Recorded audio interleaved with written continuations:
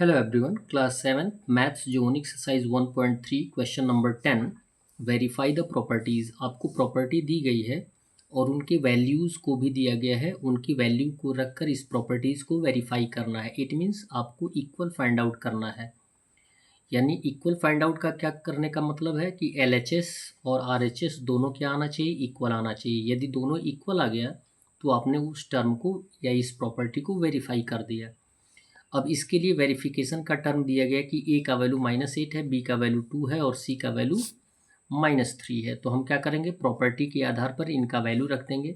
ए का value -8 into bracket में लिखेंगे बी का वैल्यू 2 प्लस सी का वैल्यू नेगेटिव है तो इसको हम ब्रैकेट में लिख लेंगे -3। यानी मोस्टली आप के पास यदि दो या एक से ज़्यादा सिंबल आता है तो आप हमेशा ब्रैकेट का प्रयोग किया करिए, और जब आप ब्रैकेट का प्रयोग करेंगे तो आपके सॉल्यूशन भी सही आएंगे।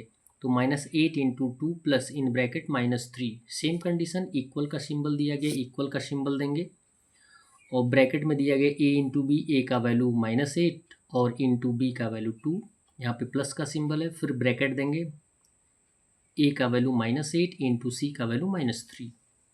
अब सॉल्यूशन फाइंड आउट करें, ब्रैकेट को पहले सॉल्व करेंगे तो -8 सेम रहेगा इंटू ब्रैकेट में लिखेंगे 2 और प्लस माइनस -3 के लिए जब ब्रैकेट हटाएंगे तो दो सिंबल के अलावा सिंगल सिंबल आएगा, 2 -3 हो जाएगा इक्वल।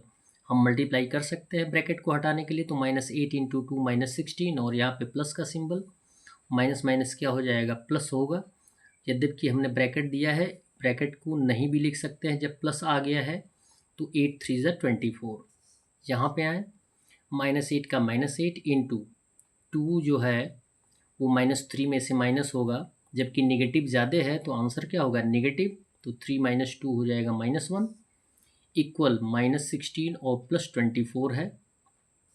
-8 में -1 से मल्टीप्लाई करेंगे तो माइनस इंटू माइनस क्या हो जाएगा, +8। क्लियर है।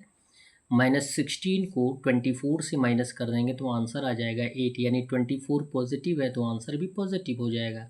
यानी ग्रेटर नंबर पॉजिटिव है तो आंसर भी क्या होगा, पॉजिटिव होगा। यहाँ पे LHS और RHS इक्वल आ गया है। इट मीन्स हमने वेरीफाई कर दिया है कि ये प्रॉपर्टी जो है वो क्लियर है, प्रूव है। बी दिया गया है इन bracket B minus C into A equal B into A minus C into A.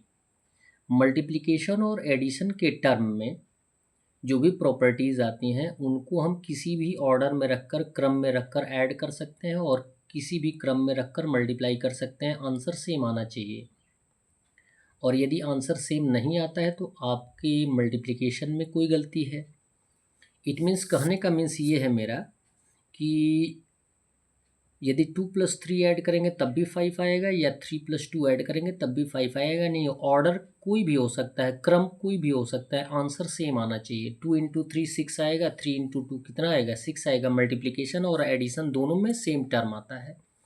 Property दे दी गई है और ए का वैल्यू -8, बी का वैल्यू 2 और सी का वैल्यू -3 सेम दे दिया गया है। अब इस प्रॉपर्टी में इनका वैल्यू पुट कर देंगे तो ब्रैकेट में लिखेंगे, हमने क्या दिया गया है, राउंड ब्रैकेट भी दिया है और लार्ज ब्रैकेट भी दिया है, और बी का वैल्यू 2 है, माइनस का सिंबल है, माइनस का सिंबल देंगे। सी का वैल्यू कितना है, -3 है, तो इसको हम राउंड ब्रैकेट में लिख देंगे क्योंकि हमारे पास डबल सिंबल हो जा रहा है। ब्रैकेट क्लोज इनटू ए का वैल्यू जो दिया गया है -8 इक्वल, यहाँ पे दिया गया है b इंटू ए, बी का वैल्यू 2 इंटू ए का वैल्यू -8, फिर माइनस का सिंबल दिया गया, ब्रैकेट में दिया गया c इंटू ए, यानी c का वैल्यू -3 और a का वैल्यू -8।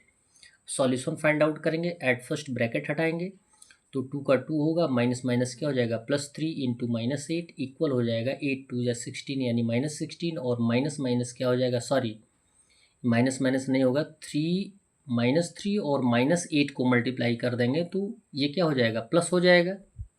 8 3 ज़ा 24 और यहाँ पे ऑलरेडी माइनस है तो -24 ही रहेगा। 2 + 3 5 इंटू -8 इक्वल हो जाएगा -16 -24 ऐड कर देंगे तो -40, और 5 में -8 से मल्टीप्लाई कर देंगे तो -40 ही आएगा। यानी यहाँ पे दर्शाया गया कि -40 इक्वल -40 यानी यहाँ पे LHS और RHS इक्वल है, इसलिए हमने वेरीफाई कर दिया कि जो प्रॉपर्टी है वो सही है। That's all. वीडियो को लाइक करें और चैनल को सब्सक्राइब करें। धन्यवाद।